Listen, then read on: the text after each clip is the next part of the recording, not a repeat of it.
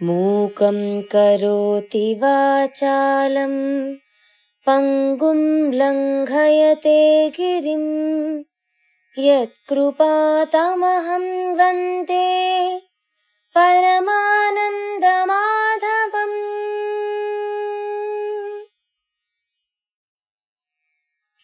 అధరం మధురం వదనం మధురం నయనం మధురం హసితం మధురం.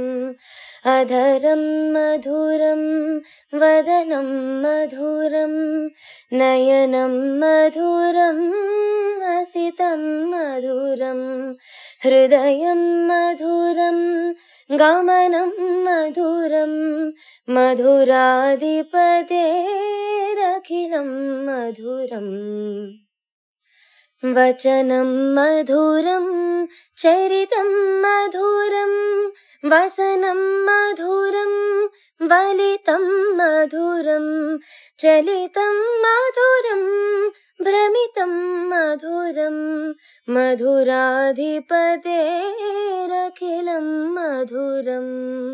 వేణుర్మధురో రేణుర్మధురః పాణిర్మధురః పాదౌ మధురౌ.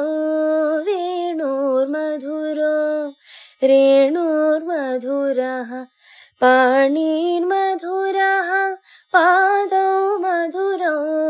నృత్యం మధురం సఖ్యం మధురం మధురాధిపతేరఖిలం మధురం. గీతం మధురం పీతం మధురం భుక్తం మధురం సుప్తం మధురం.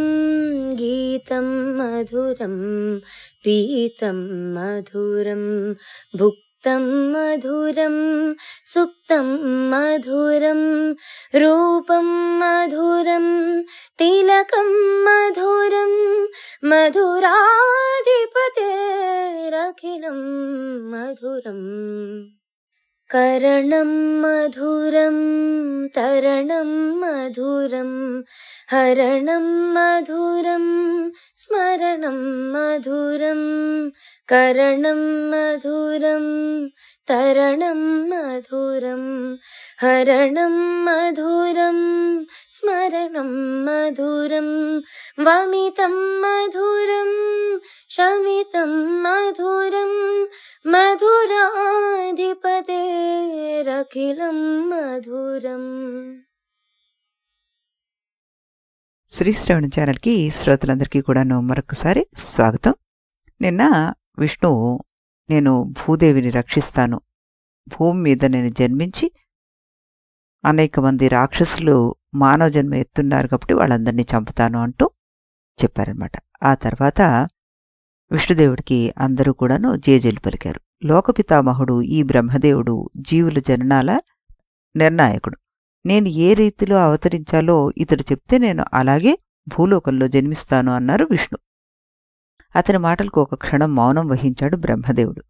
తర్వాత ఇలా అన్నారు, విష్ణుదేవా, ఒకప్పుడు అవసరం అని సముద్రుని గోవులు చాలా వాటిని తీసుకున్నాడు కశ్యపముని. తిరిగి ఇవ్వలేదు అతనికి. అప్పుడు సముద్రుడు నన్ను సమీపించాడు. బ్రహ్మదేవ, కశ్యపముని నా గోవుల్ని తీసుకున్నాడు, ఇంకా ఇవ్వలేదు, వెళ్ళి అడిగితే ఇస్తానని అంటున్నాడు, నీళ్లు నమ్ములుతున్నాడు. అతని పత్నులు అదితి సురభి కల్పించుకుని ఇవ్వలేవని తెగేసి చెప్పేశారు. యజ్ఞయాగాలకు నాకు గోవులు అత్యవసరం. పైగా అవి మామూలు గోవులు కావండి, చాలా ప్రభావం కలవి. ఆ ప్రభావంతోటే అవి నా తరంగాల్లో స్వేచ్ఛగా సంచరిస్తూ నాకు శుభాలు కలిగిస్తున్నాయి. అటువంటి గోవులు నాకు అందకుండా పోయాయి. తపస్సంపన్నుడైన కశ్యపమునికే గాని ఇంకెవరికీ ఆ గోవులు చిక్కే రకం కాదు. ఆఖరికి అతనికి చిక్కి నాకు దూరం అయిపోయాయి అంటూ బాధపడ్డాడు. ధర్మాన్ని సంరక్షించమని నన్ను వేడుకున్నాడు. అప్పుడు నాకు కశ్యపుడిపైన చాలా కోపం వచ్చింది. ఆపై ఆ గోవులతోటి దేవకార్యం నెరవేరగలదని కూడాను అనుకున్నాను నేను. ఏ బుద్ధితోనైతే కశ్యపముని నీ గోవులను అపహరించాడో అదే బుద్ధితోటి భూలోకంలో అతను త్వరలోనే అవతరిస్తాడు. అలాగే అతని భార్యలు కూడా అవతరిస్తారు, తగిన శిక్ష అనుభవిస్తారన్నాను. ఆనందించాడు సముద్రుడు. వెళ్ళిపోయాడు. నా శాప ఫలితంగా కశ్యపుడు ఇప్పుడు వసుదేవుడుగా వసుధపై అవతరించాడు. అధీశ్వరుడై కంసుని గోసంపదను పాలిస్తున్నాడు. అతని పత్నులిద్దరూ దేవకీ రోహిణిగా జన్మించారు అంటూ ఆగారు బ్రహ్మ. విష్ణుదేవుణ్ణి దేవతల్ని మార్చి మార్చి చూశాడు. కొంత అర్థమై అర్థం కానట్టుగా ఉంది కథనం. ఉత్సుకతగా ఉంది. బ్రహ్మ చెప్పబోయేది వినేందుకు ఉత్కంఠగా చూస్తున్నారు దేవతలంతా. అప్పుడు బ్రహ్మ మళ్ళీ చెప్తున్నారన్నమాట, విష్ణుదేవా, ఇక నీ దివ్య అంశని 2 భాగాలుగా విభజించు. ఆ 2 భాగాలతోటి వేరువేరుగా అవతరించి యాదవ కుల వంశానికి శోభను కలిగించు. సముద్రుడి గోవులన్నీ నీకోసం మధురలో దేనువులై జన్మిస్తాయి. నువ్వు వాటి పరిపాలకుడివై గోపాలకు చూడామణివై విహరించు. నీ ముగ్ధ మోహన బాలగోపాల స్వరూపం ఆబాలగోపాలానికి ఆనందదాయకం అవుతుంది అంటూ అన్నారన్నమాట. సరేనన్నట్టుగా సన్నగా నవ్వుతూ తలూపాడు విష్ణు. దేవతలందర్నీ వీడుకున్నాడు. పాలకడిని చేరుకున్నాడు. నారదుడు మధురానగరంలో ప్రవేశించాడు. కంసుని సభాభవనం సింహద్వారం దగ్గర నిలిచాడు. ద్వారపాలకులు నారదుని గమనించి పరుగు పరుగున కంసుడి దగ్గరికి వచ్చారు. నారదుని రాక తెలియజేశారు అతనికి. కంసుడు ఆనందంగా నారదుడికి ఎదురెగాడు. అతని సభాభవనంలోకి ఆహ్వానించాడు. తీసుకునొచ్చి రక్తసింహాసనం పైన కూర్చోబెట్టాడు. అర్ఘ్యపాద్యాలిచ్చి నమస్కరించాడు. ఆనందించాడు నారదుడు. అప్పుడు ఇలా అన్నాడు, కంస మహారాజా, పుణ్యతీర్థాలు సేవించి మేరుగిరి చేరుకున్నప్పుడు అక్కడ నేనొక వింతను గమనించానయ్యా. బ్రహ్మతో సహా వేలుపులంతా కూడా అక్కడ కూర్చుని ఏకాగ్రంగా దేని గురించో ఆలోచిస్తున్నారు, చర్చిస్తున్నారు.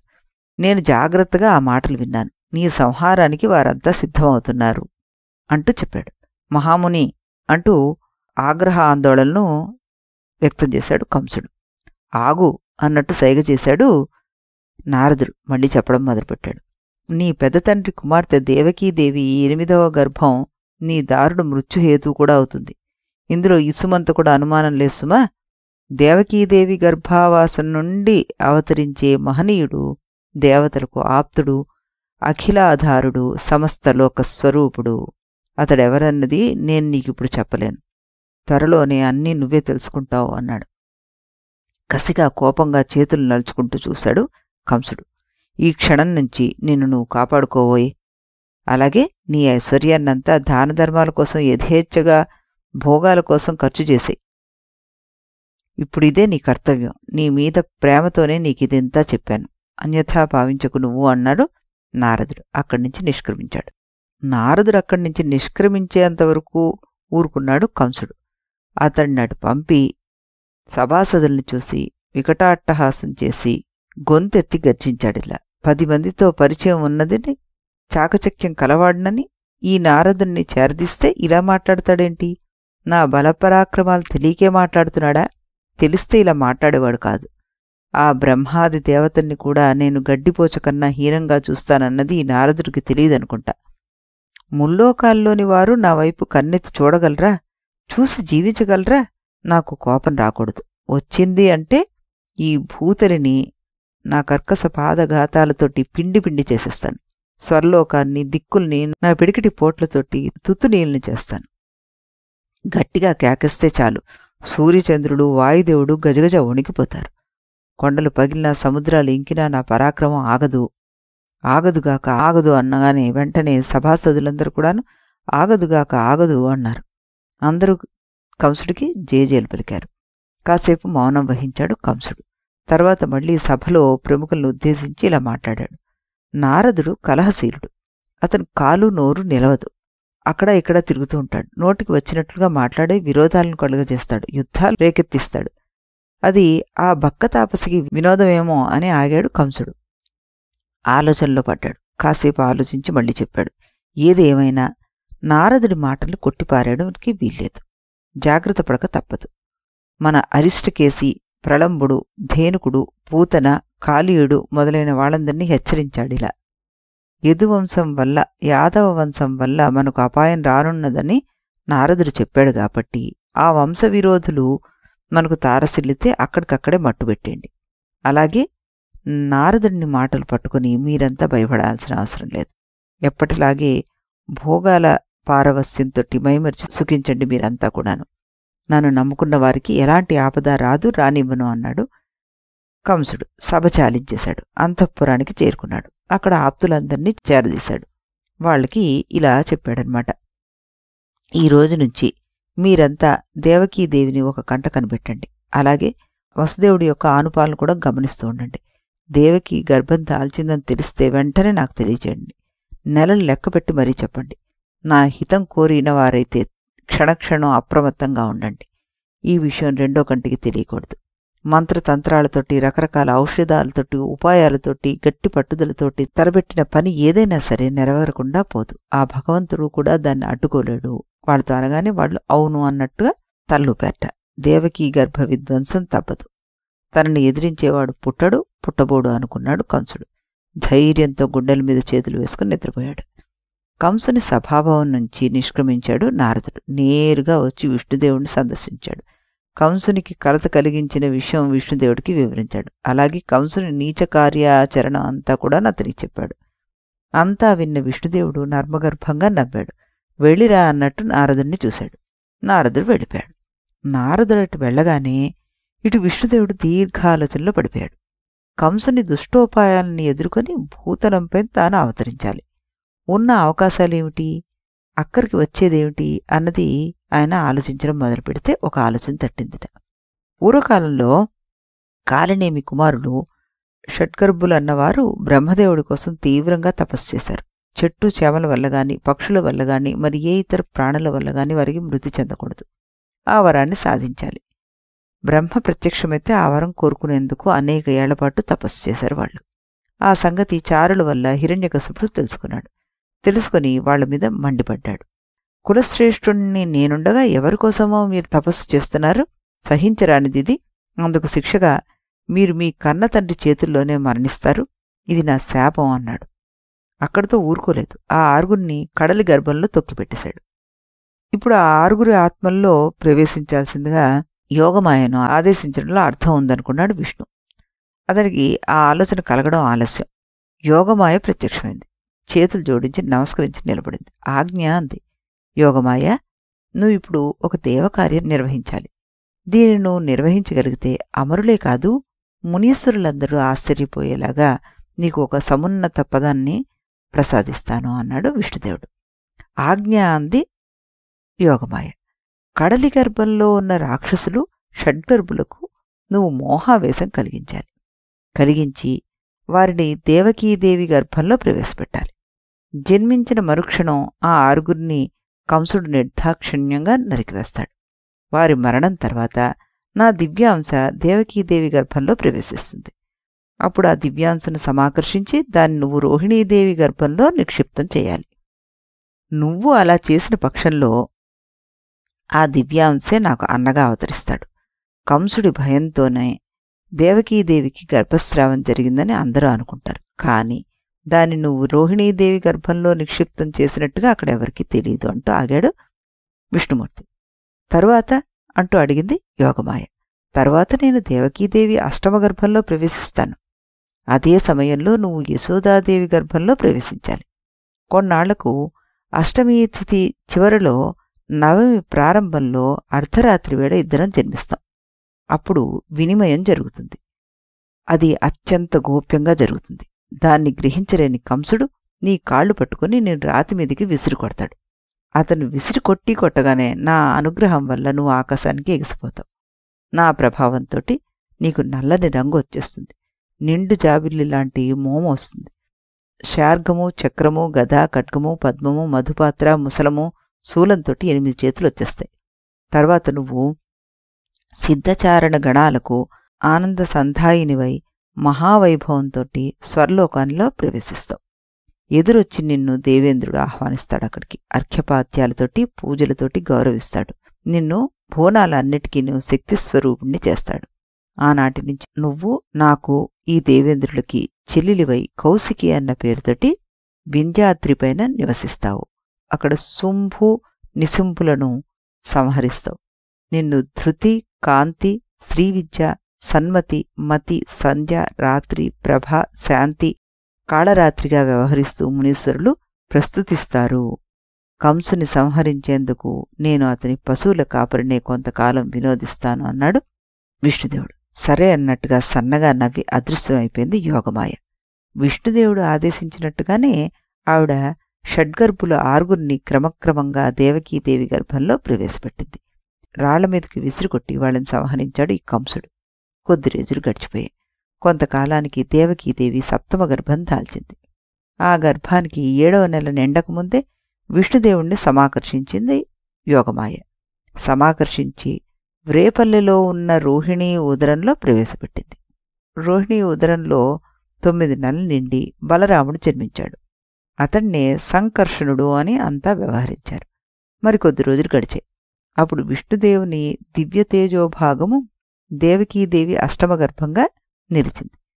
14 లోకాలను కడుపులో దాచుకున్న విష్ణుదేవుడు తన గర్భంలో దాచడం దేవకీదేవికి అదృష్టంగా పరిణమించింది. ఇక్కడ దేవకీదేవి చూలాలు అయిన నాడే అక్కడ రేపల్లెలో యశోదాదేవి గర్భం ధరించింది. 10వ నెల ప్రవేశించింది. దేవకీదేవి ప్రసవించింది. కృష్ణుణ్ణి కంది. ఆ రోజు బహుళాష్టమి. 5 గ్రహాలు ఉచ్చస్థితిలో ఉన్నాయి. దేవాధిదేవుడు జన్మించినంతనే చరాచర ప్రపంచం పులకించి ఆనందంతోటి పరవశించింది. కోకొల్లలుగా పువ్వులు వికసించాయి. సువాసనలు వెదజల్లాయి. పుప్పొడులు జడిగా కురిసాయి. పిల్లతెమ్మర్లు వీచాయి. మునీంద్రుల పర్ణశాలలు అగ్నిహోత్రాలు ప్రదక్షిణంగా ప్రజ్వరిల్లాయి. 7 సాగరాలు మధురఘోషతోటి ఉప్పొంగాయి. చుక్కల వెలుగులతో దిక్కుదేవతలు భోంతరాళ్లలో పుష్పవృష్టి కురిపించారు. వైదిక మంత్రాలతోటి కృష్ణుణ్ణి అభినందించి ప్రస్తుతించారు. ఆకాశంలో నలువైపులా దేవదందువులు మోగిపోయాయి. గంధర్వుల గానజరి వీరుల విందైంది. అప్సరోభామినుల నృత్యాలు చూడముచ్చటనిపించాయి. పాతాళలోకంలో నివసిస్తున్న వాసుకి మొదలైన రాజులు సైతం అమందానంద పరవశులై పడగలాడించేంతగానో సంతోషించారు. పరమేశ్వరుడు అవతరించిన ఆ ఆనంద సమయంలో విష్ణుదేవుని విశ్వమోహన శక్తి కంసుని అంతఃపురాన్ని చుట్టుముట్టింది. దాంతో అక్కడి కాపులివారితో సహా అందరూ నిద్రమత్తులో ఊగిపోయారు. దేవకీ వసుదేవులకు చంటిపిల్లాళ్లాగా ఉన్న విష్ణుదేవుడికి నిద్ర సోకలేదు. నల్లని ఉంగరాల్లాంటి ముంగురులతోటి తేనెసోనంటి చిరునవ్వుల చిందులతోటి శ్రావణ మేఘంలా నిగనిగలాడుతున్న పసికందుని చూశాడు వసుదేవుడు. పట్టరాని ఆనందంతోటి పొంగిపోయాడు. అంతలోనే కుంగిపోయాడు. అయ్యో, ఏ జన్మలో చేసుకున్న పాపమో నాకు జన్మించావు నాయనా నువ్వు. నిన్ను చూసి పసికూనా అని జారిపడడు ఆ కంసుడు. దారుణంగా రాతికి కొట్టి హింసిస్తాడు. నిన్ను అలా హింసిస్తుంటే చూస్తూ నేను తట్టుకోగలనా అయ్యా? నా గుండె పేలిపోతుంది. నా శరీరం చీలిపోతుంది. ఏం చేయగలను అంటూ మదనపడ్డాట. ఎలాగైనా ఈ కూనను రక్షించాలి, రహస్యంగా దాచి సంరక్షించాలి అనుకున్నాడు. ప్రసవ వేదన అంటే ఏమిటో తెలియక అలవోకగా జన్మించిన అందాల బిడ్డను చూసి పరమానంద భరితురాలైంది దేవకీదేవి. అంతలోనే దుఃఖించింది. కంసుని క్రౌర్యానికి గురి కాకుండా ఈ నల్లనయ్యను కాపాడ్డం ఎలా? ఏ రకంగా ఆలోచించినా కాపాడలేనంటూ తన ఆసక్తతకు కుమిలి కుమిలి రోధించిందట. ఏడుస్తున్న దేవకీదేవిని సమీపించాడు వసుదేవుడు. తన ఆలోచనలో ఆవిడికి తెలియజేశాడు. అంతా మంచి జరుగుతుంది, ఊరుకో అన్నాడు. ఓదార్చాడు. వెంటనే ఆ పిల్లవాణ్ణి అక్కునికి చేర్చుకున్నాడు. అక్కడ్నుంచి వ్రేపల్ల వైపుకి పరుగుదీశాడు. గాఢ నిద్రలో ఉన్న అంతఃపుర కావలివారెవరూ వసుదేవుని ప్రయాణాన్ని గమనించలేదు. వారు గమనించకపోవడమే కాదు, కారాగారం నుంచి వసుదేవుడు బయటపడేందుకు తలుపులు వాటంతట అవే తెరుచుకున్నాయి, మళ్ళీ మూసుకున్నాయి. అంతా అనూహ్యంగా జరిగిపోయింది. యమునా నది 2 పాయలుగా చీలిపోయింది. వసుదేవుడికి దారి కల్పించింది. వ్రేపల్లెలో యశోదాదేవి కుమార్తెను కంది కదా. కానీ యోగమాయా ప్రభావంతోటి స్పృహ లేకుండా నిద్రిస్తోంది. వసుదేవుడు రేపల్లెకు వెళ్ళాడు. నందగోపుని ఇంట్లోకి చేరుకున్నాడు. యశోదాదేవిని చూశాడు. స్పృహ లేకుండా పడి ఉంది ఆవిడ. పొత్తిళ్లలో కుమార్తెను చూశాడు. కృష్ణుణ్ణి ఆ పొత్తిళ్లలో ఉంచి అక్కడ కుమార్తెను అందుకున్నాడు. వెనుతిరిగాడు. కారాగారానికి చేరుకున్నాడు. కుమార్తెను దేవకీదేవి చెంతన ఉంచి తన ఆలోచన సాఫీగా సాగిందని ఆనందించాడు. కాసేపటికి తనంత తానుగానే వెళ్ళి కంసుడితోటి చెప్పాడిలా, నీ చెల్లెలు కుమార్తెను ప్రసవించింది. వసుదేవుడు చెప్పిన మాటకు ఒక్క ఉదుటన నిద్రలేచాడు కంసుడు. పసిపాపను సంహరించేందుకు ముందు కురికాడు. కారాగారంలో దేవకీదేవి పొత్తిళ్లలో పవళించి ఉన్న ఆ పాపను అందుకున్నాడు. విసిరి కొట్టేందుకు వెనుక తిరుగుతుంటే ఏడుస్తూ అతన్ని ప్రార్థించింది దేవకి. అన్నా, అది నీ మేనకోడలు, మేనల్లుడు కాదు. మేనల్లుళ్ళు నీ ప్రాణాంతకులు కాబట్టి వారిని సంహరించావు. నేను కాదనలేదు. ఇది ఆడపిల్ల. ఆ ఆడపిల్లను సంహరించడం నీలాంటి వాడికి రాచమర్యాద కాదు అని అంటూ ప్రాధేయపడింది. మర్యాదలు మన్ననలు నువ్వు నాకు చెప్పాల్సిన అవసరం లేదన్నాడు కంసుడు. పాపను పిడికిటి పెట్టి అక్కడి నుంచి బయటికి బయలుదేరాడు.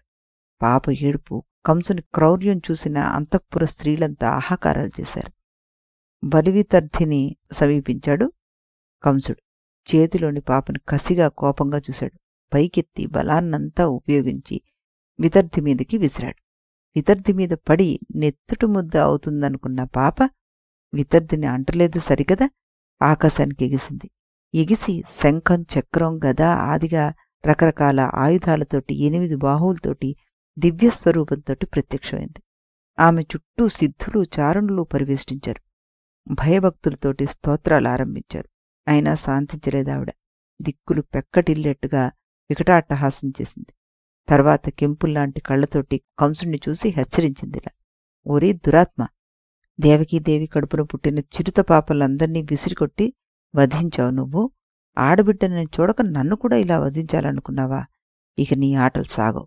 నిన్ను కటిక నేల మీదకి ఈడ్చి కాలితో తొక్కిపెట్టి నిర్మూలించే మహావీరుడు జన్మించేశాడు. నీకు మరణం తప్పదు అంటూ పలికిందిట. అసాధ్యం అన్నాడు కంసుడు. ఆకాశం కేసి చూశాడు. సిద్ధాచరణ బృందాలతో సహా దేవి అదృశ్యమైపోయింది. దేవి హెచ్చరిక గుండెను చీల్చేస్తుంటే ఆందోళన చెందిపోయాడు ఈ కంసుడు. కాసేపు అచేతనుడయ్యాడు. తర్వాత తేరుకుని దేవకీ వసుదేవుల్ని బంధవిముక్తి కలిగించాడు. సమీపానికి రప్పించి ఆ ఇద్దరిని అనేక విధాలుగా గౌరవించాడు. వాడికి పాద నమస్కారం చేశాడు. బదిమిలాడాడు. మహాపాపిని నేను. మీ పసిపాపను సంహరించాను. నా ప్రాణాపాయాన్ని తప్పించుకునేందుకు మిమ్మల్ని బంధించి హింసించాను. నన్ను క్షమించండి. పూర్వజన్మ కర్మలను అనుసరించి పుణ్యపాపాలు చేస్తారంతాను. నేను ఏ జన్మలో చేసుకున్న పాపమో ఇలా ప్రవర్తించాను. నన్ను మన్నించండి. ఎప్పటిలాగే ఆత్మీయునిగా మీ హక్కును చేర్చుకోండి అని అన్నాడు. అన్నా అన్ని దేవకీదేవి కన్నీరు పెట్టుకుంది. నువ్వు అన్నట్టుగానే ఏ జన్మలో చేసిన పాపమో నేను ఈ కడుపుకోత అనుభవించాను. ఇందులో నువ్వు చేసిందేమీ లేదు అంటూ అతని ఓదార్చింది. మానవులం మనం. లోభమోహాంధులై అనేక దుష్కర్మలను ఆచరిస్తాం. తప్పదు. భగవంతుడు రాసిన దానికి తిరుగులేదు. నీ తప్పేం లేదన్నాడు వసుదేవుడు. కంసుడిని దగ్గరికి తీసుకున్నాడు. వెళ్ళిరా అంటూ అతన్ని పంపించాడు. కంసుడు నిష్క్రమించాడు. మరి రేపల్లె లోపల ఈ చినికృష్ణుడు ఇంక ఏం మాయలు మొదలు పెడతాడో మనం రేపటి నుంచి తెలుసుకుందాం. అంతవరకు సెలవు. రేపు మళ్ళీ ఇదే సమయానికి ఇదే ఛానల్లో కలుద్దాం.